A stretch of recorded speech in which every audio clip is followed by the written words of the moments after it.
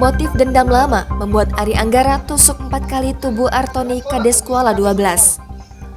Terkuak sudah motif dendam lama yang membuat tersangka Ari Anggara secara membabi buta menusuk tubuh korban Artoni bin Mesir, kepala desa Kuala 12, Kecamatan Tulung Selapan, hingga meninggal dunia. Tersangka yang kini mendekam di balik sel tahanan sementara Mapores Ogan Komering Ilir mengaku menyesali perbuatannya. Dirinya beralasan tega menghabisi nyawa korbannya lantaran pada tahun 2018, korban menuduhnya telah melakukan tindakan pidana pencurian mesin speedboat milik kepala desa Rantau Lurus.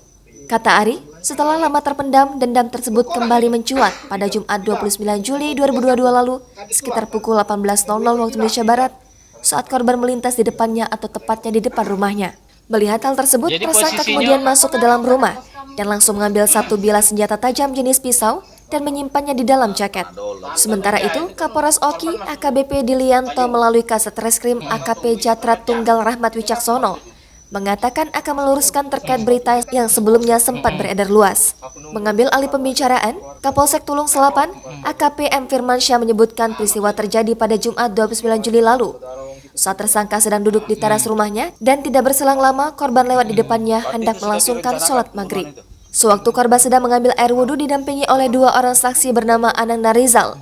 Disitulah tersangka menikam punggung korban.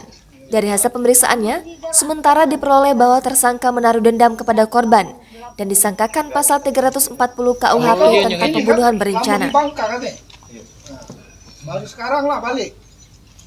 Berapa bulan terakhir nih balik ke ini kan? Kuala 12 ya? Nama kamu siapa? Nama siapa? Kuat. Ari. Ari apa? Ari Anggara. Ari Anggara. Jangan lupa subscribe, share, komen, dan like ya.